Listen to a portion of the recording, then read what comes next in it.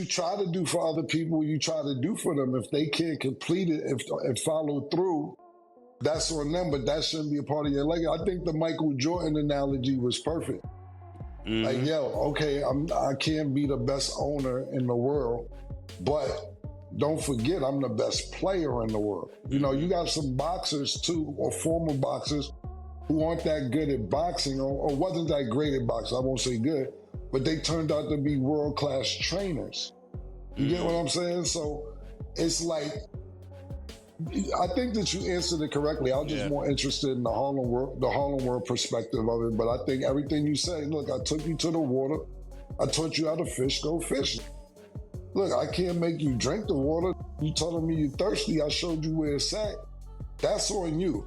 A lot of times with me, when I had artists, that's why I don't deal with artists like that anymore, is that to me, it's like a lot of them, when they go broke, they start blaming you.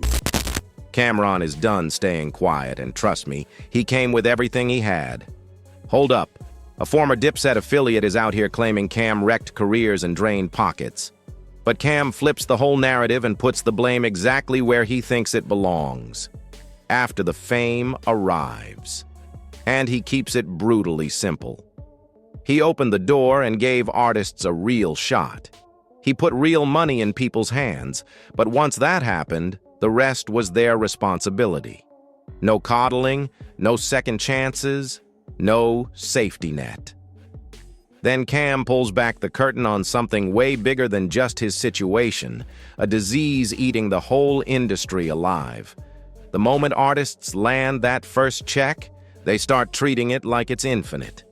They blow through it recklessly, and worse, they stop growing altogether. Yo, with friends like these, who need enemies, right? Yeah. No, but for real, that's a good point, Killer. That's a good point. That's a really good point. That's a really excellent point. I gotta think about that. Is that why I gave up on them? I didn't really give up on them. I think I was in just a transition mentally, and they were actually moving. But the good part about them is that I was so hot at the time. They actually are certified gold. That's the amazing part about it. I was just about to say that. Yeah. That they have a gold album. They got a gold album just off the arm. You know what I'm saying? So that's fire.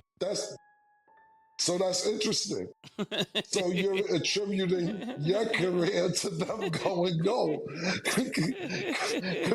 So basically, you're kind of responsible for them going gold if it's off the muscle, you're saying.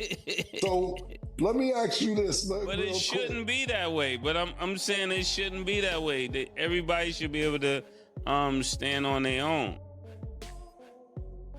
So what I'm saying is this: if they went gold off how hot you was, yeah. Do you feel they wasn't that good?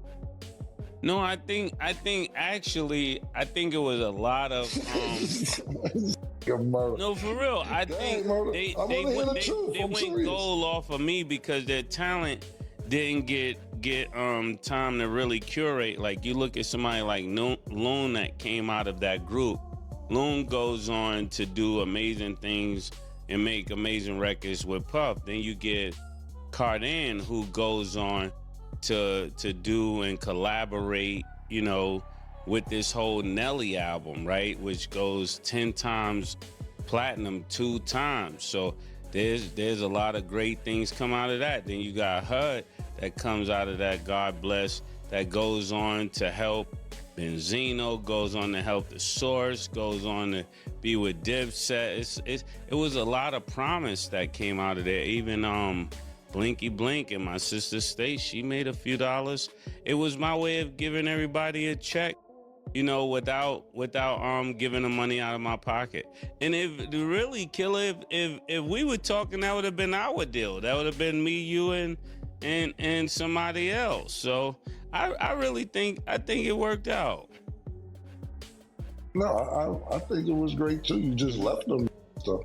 You just got up out of there. Things went gold and said, I did what I had to do. I'm out.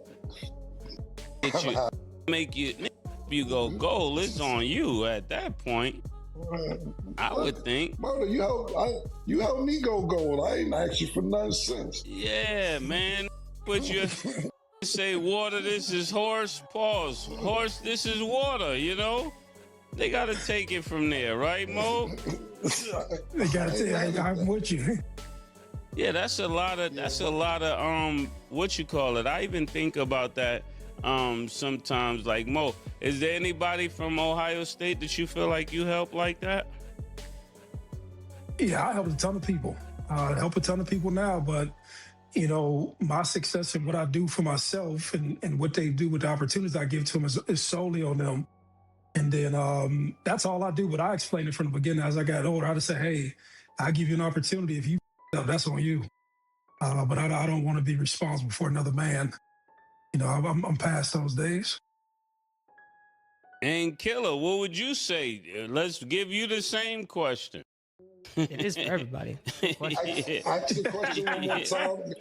Ask the question one more time. So I was so intrigued on his whole answer. No, you're good. That was good. These are good follow-ups. We need this. We need these answers. Okay, so the way I formulated, I said, do you judge artists in the music industry by talent they discover and put on, or do you think that their legacy should stand on their own work alone? Yeah, do you want to be responsible for what is doing today? That's, you know, I don't really want to go down this road, but if you want to go, I'm in third gear. I think that you answered the question correctly. Is that what you try to do for other people, you try to do for them. If they can't complete it, if follow through, that's on them, but that shouldn't be a part of your legacy. I think the Michael Jordan analogy was perfect. Mm-hmm. Like, yo, okay, I can't be the best owner in the world, but don't forget I'm the best player in the world. Mm-hmm. You know, you got some boxers too, or former boxers, who aren't that good at boxing or wasn't that great at boxing. I won't say good, but they turned out to be world-class trainers. You get what I'm saying? So it's like, I think that you answered it correctly. I was just more interested in the Harlem World perspective of it. But I think everything you said, look, I took you to the water. I taught you how to fish, go fish. Look, I can't make you drink the water. You telling me you're thirsty, I showed you where it's at. That's on you.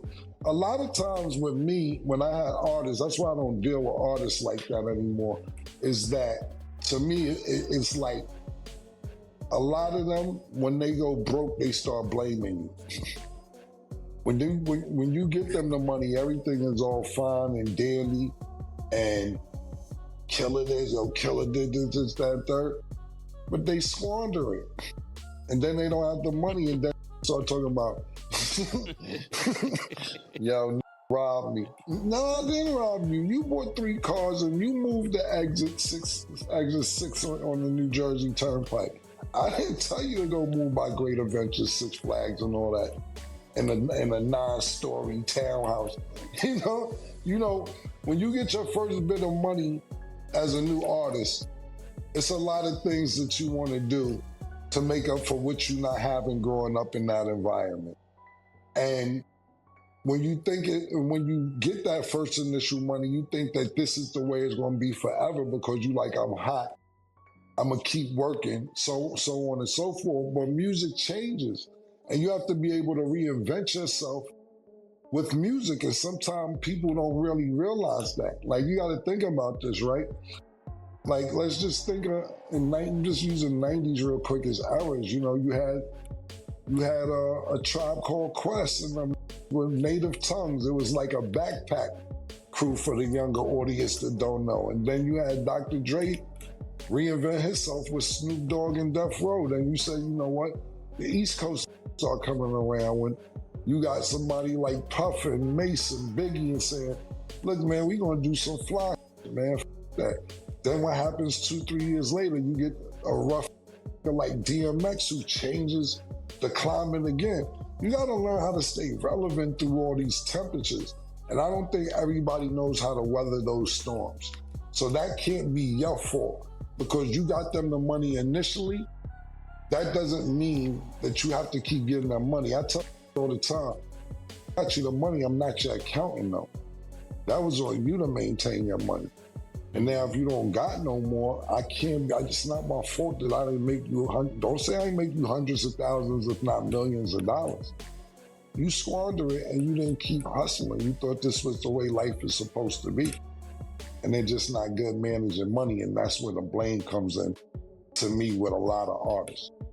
This is why all my artists now are AI. In hip-hop, the headlines always chase the beef. But underneath all that noise lives a conversation about financial literacy, artist management, and the choices that define your future. I'm not about to frame this as somebody pointing fingers at somebody else. The way I see it, this is a wake-up call.